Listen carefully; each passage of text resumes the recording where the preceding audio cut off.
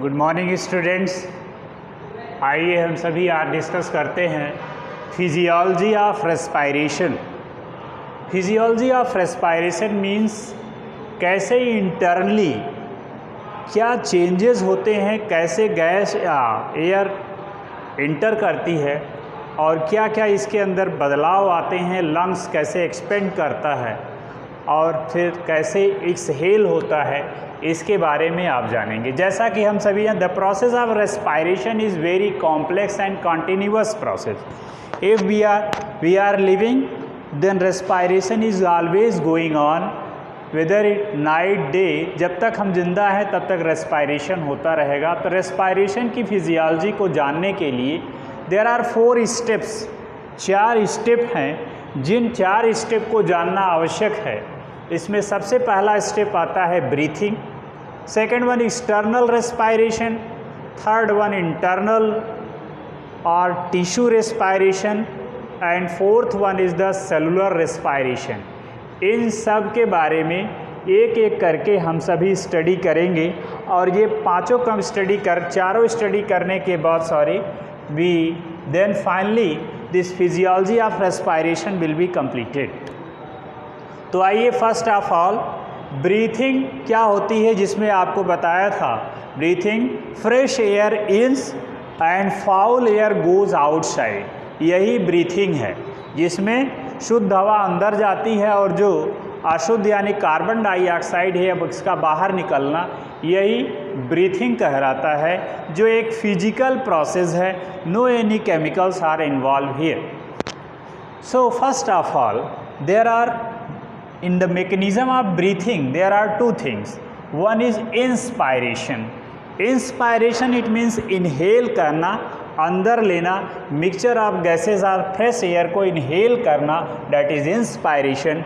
Then after that expiration. Expiration it means exhale, जो foul air है, जो carbon dioxide है, जो जिस एयर का बॉडी में नो यूज़ है, इसको एक्सहेल करना, बाहर निकालना, एक्सपायरेशन की बात करते हैं। आइए स्टूडेंट सबसे पहले इंस्पायरेशन की बात करते हैं। इंस्पायरेशन में क्या होता है? The movement of fresh air into the lungs. जो हमारे ये दोनों लंग्स हैं, जिसमें राइट वाला लंग्स में 3 पार्ट आपको नज़र आ रहे हैं, ये बेस वाला, मिडिल पार्ट और एपेक्स रीजन।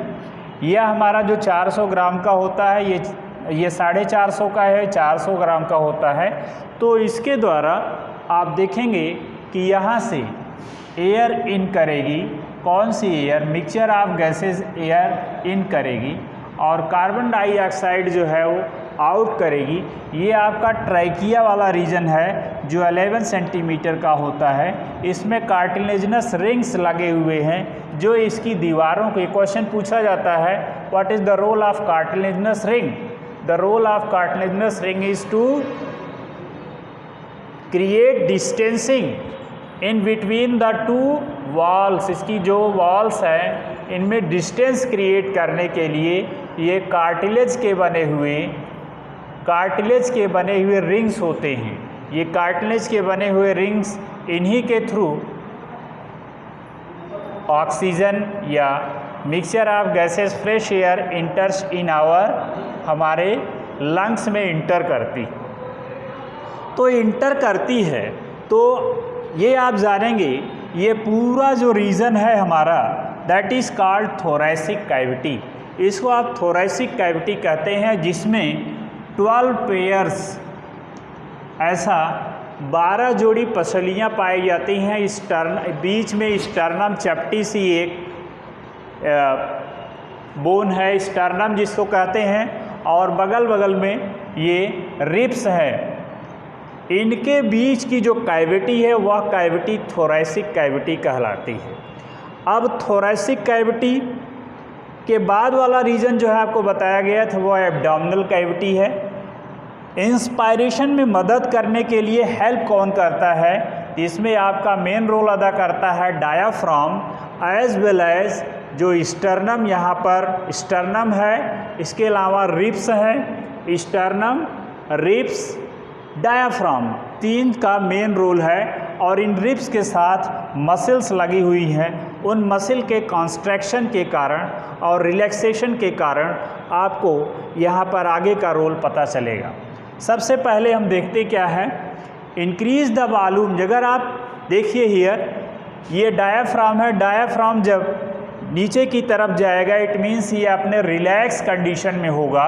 जब रिलैक्स कंडीशन में देन इसके बाद क्या देखेंगे कि इसके बीच का आयतन यानी यहाँ का वॉल्यूम बढ़ेगा, और जब वॉल्यूम बढ़ जाएगा तो यहाँ पर एरिया बढ़ जाएगा। एरिया बढ़ने के साथ, एरिया जब बढ़ जाता है तो प्रेशर कम हो जाता है।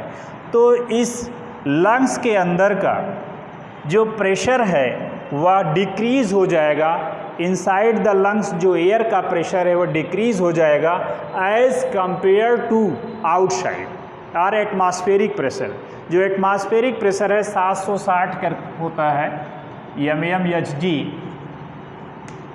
mmHg जो एटमॉस्फेरिक है, एटमॉस्फेरिक प्रेशर से यहाँ का प्रेशर कम हो जाता है, और जब यहाँ का प्रेशर कम हो जाता है then what happens, high pressure के साथ जो बाहर वाली एयर है, एटमॉस्फेरिक प्रेशर वहाँ बाहर वाली एयर का अधिक है in comparison to lungs.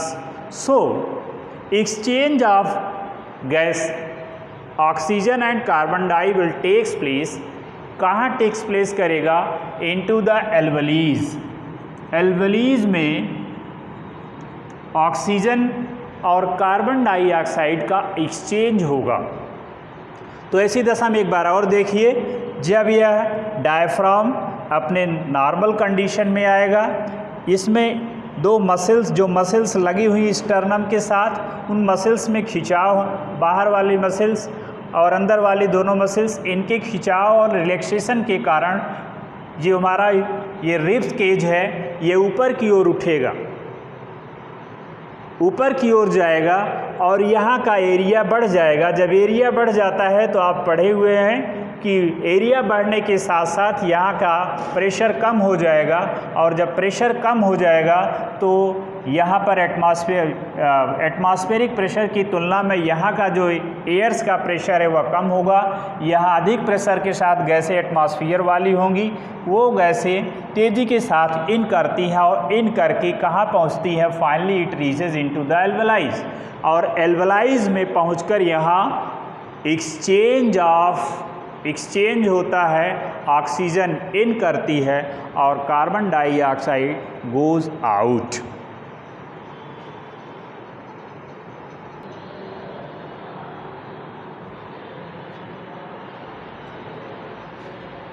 Then expiration, the movement of foul air, जो हमारे पास वेस्ट एयर है that is carbon dioxide CO2। The movement of foul air from the lungs से फाउल एयर जो कार्बन डाइऑक्साइड है इसका बाहर निकलना, दैट इज कॉल्ड एक्सपायरेशन।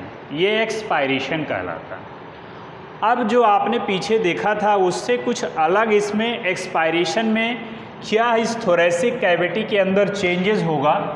सबसे पहले जो मसल्स अब तक कॉन्स्ट्रैक्ट हुई थी स्टर्नम की, रिब्स के साथ लगी हुई जो मसल्स है वो कॉन्ट्रैक्ट हुई थी, वो अब रिलैक्स होंगी, और उनके रिलैक्सेशन के कारण वो रिलैक्स होंगी, और डायाफ्राम जो है यह गुंबद डोम शेप्ड में हो जाता है, जिसके कारण इस थोरेसिक कैविटी का वॉल्यूम कम हो जाता है। The volume of the thoracic cavity will be decreases, और जब वॉल्यूम इसके अंदर कम हो जाएगा then the pressure will be increases in comparison to outside और in comparison to the atmospheric pressure.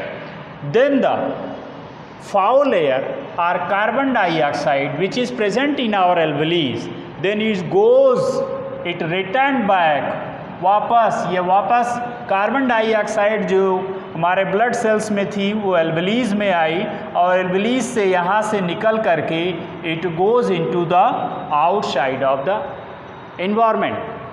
So here during expiration the volume of the thoracic cavity is decreases.